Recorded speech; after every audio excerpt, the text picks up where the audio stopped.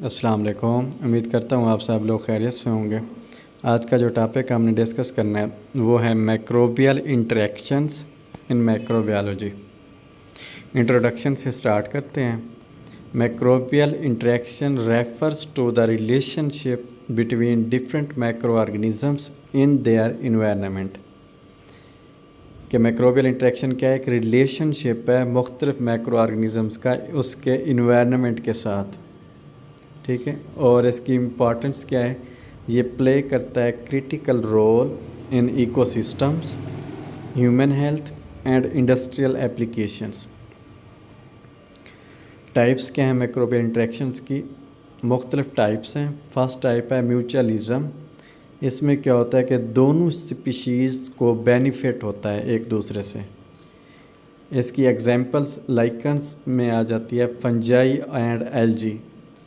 Fungi ये भी एक मैक्रो ऑर्गेनिजम्स है और एल्गी भी। ठीक है, ये दोनों मैक्रो ऑर्गेनिज्म क्या करते हैं? एक दूसरे से बेनिफिट्स लेते हैं। फंजाई से एल्गी न्यूट्रिएंट। उसके बाद दूसरा है कॉमनसलिज्म। कॉमनसलिज्म में क्या होता है कि एक स्पीशी को बेनिफिट हो रहा होता है जबकि दूसरी स्पीशीज़ उससे अनअफेक्टेड होती है, मतलब उसको कोई नुकसान नहीं होता। इसकी एग्जांपल है स्किन मैक्रोबियोटा। जो हमारी स्किन के ऊपर नॉर्मल फ्लोरा होता है ना, तो वो कॉमनसलिज्म्स की एग्जांपल में आता है कि इसमें मैक्रो ऑर्गेनिजम्स क्या होते हैं, हम हमारे से क्या हो रहते हैं, बेनिफिट ले रहे होते हैं, मतलब न्यूट्रिएंट्स वगैरह हमसे ले रहे होते हैं लेकिन हमें नुकसान नहीं पहुंचा रहे होते। बेनिफिशियल मैक्रो ऑर्गेनिज्म जिसको हम बोलते हैं। अच्छा, तीसरी टाइप है मैक्रोबियल इंटरेक्शन की पैरासाइटिज्म। इसमें एक स्पीशी बेनिफिट ले रही होती है at the expense of other species. तो इसकी एग्जांपल है पैथोजेनिक बैक्टीरिया। और फोर्थ टाइप है इसकी कंपटीशन, जिसमें दोनों स्पीशीज़ compete करती हैं रिसोर्सेज के लिए। रिसोर्सेज मतलब अपने रहने के लिए, खाने के लिए, सरवाइव करने के लिए। उसके बाद है नेक्स्ट टाइप एमेंसलिज्म, जिसमें एक स्पीशी को हार्म होता है, नुकसान होता है, जबकि दूसरी अनअफेक्टेड होती है। इसकी एग्जांपल है एंटीबायोटिक प्रोडक्शन, के कुछ मैक्रो ऑर्गेनिजम्स क्या हो रहे होते हैं, एंटीबायोटिक प्रोड्यूस कर रहे होते हैं और दूसरे मैक्रो ऑर्गेनिज्म उससे क्या होते हैं, अफेक्ट होते हैं। मतलब एक स्पीशी जो है ना प्रोड्यूस कर रही है मैक्रो ऑर्गेनिज्म, सपोज एक स्पीशी है वो एंटीबायोटिक प्रोड्यूस करती है, जो उसका नेबरिंग मैक्रो ऑर्गेनिज्म होगा वो उससे क्या होगा, हार्म हो जाएगा, नुकसान हो जाएगा उससे। और लास्ट टाइप है सिनर्जिज्म। इसमें क्या होता है, कोऑपरेटिव इंटरेक्शन होता है विद इन्हांस्ड इफ़ेक्ट्स के साथ। अब मैक्रोबियल का इंटरेक्शन इन ह्यूमन हेल्थ के साथ क्या होता है? दो तरह के इंटरेक्शंस होते हैं ह्यूमंस के साथ। पॉजिटिव इंटरेक्शंस भी होता है मैक्रो ऑर्गेनिजम्स का और नेगेटिव इंटरेक्शंस भी होते हैं। पॉजिटिव इंटरेक्शंस की एग्जांपल्स है कि गट मैक्रोबियोटा जो होता है वो एडिंग करता है डाइजेशन एंड इम्यूनिटी, के डाइजेशन और इम्यूनिटी के अंदर गट मैक्रोबियोटा हेल्प आउट करता है। ये है पॉजिटिव इंटरेक्शंस मैक्रो ऑर्गेनिजम्स का ह्यूमन के साथ। दूसरा नेगेटिव इंटरेक्शंस में क्या आ जाता है कि पैथोजेंस डिजीज़ काज करते हैं। एग्जांपल क्या है, क्लस्ट्रीडियम डेफले। एक क्लस्ट्रीडियम डेफले इन्फेक्शन जो होता है वो बेसिकली डिस्टर्ब कर रहा होता है गट फ्लोरा को। ये नेगेटिव इंटरेक्शंस हैं।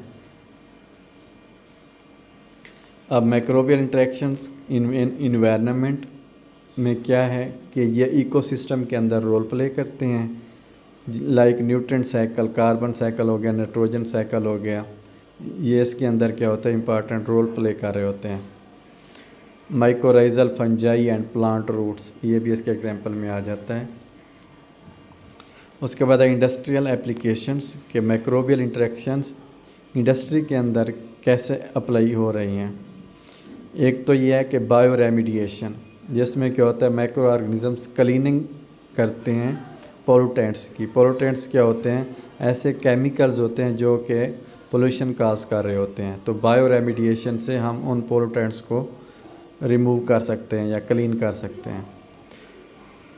ये इंडस्ट्रियल एप्लीकेशंस में आ जाता है। और एक और एप्लीकेशन है फर्मेंटेशन, जिससे क्या होता है यीस्ट एंड बैक्टीरिया इस्तेमाल किया जाता है फूड प्रोडक्शन के अंदर। और मैक्रो ऑर्गेनिजम्स यूज़ किया जाता है लैक्टोबैसिलस, जो कि योगर्ट बनाने में इस्तेमाल किया जाता है, दही जिसको हम बोलते हैं। दही बनाने के लिए हम क्या करते हैं, लैक्टोबैसिलस मैक्रो ऑर्गेनिजम्स यूज़ करके दही बना रहे होते हैं। फर्मेंटेशन के एग्जांपल है ये। उसके बाद है रिसर्च एंड फ्यूचर डायरेक्शंस क्या होंगी मैक्रोबियल इंटरेक्शंस की। करंट रिसर्च जो चल रही है जिसके ऊपर स्टडी किया जा रहा है मैक्रोबियल इंटरेक्शंस को फॉर एंटीबायोटिक डेवलपमेंट, कि हम इससे एंटीबायोटिक डेवलप करें। फ्यूचर एप्लीकेशंस कहाँ कहाँ पे होंगे हो सकती है मैक्रोबियल इंटरेक्शंस की, वो है synthetic microbial communities for environmental and health benefits. और चैलेंजेस क्या हैं कि अंडरस्टैंड करना है कम्प्लेक्स इंटरेक्शंस को इन डाइवर्स इकोसिस्टम के अंदर। ठीक है, ये था मैक्रोबियल इंटरेक्शंस इन मैक्रोबायोलॉजी। होप सो आप लोगों को समझ आ गया होगा। फिर भी कोई माइंड में क्वेश्चंस हों तो आप कमेंट सेक्शन के अंदर ज़रूर पूछ लिया करें। ओके, अल्लाह हाफिज़, टेक केयर।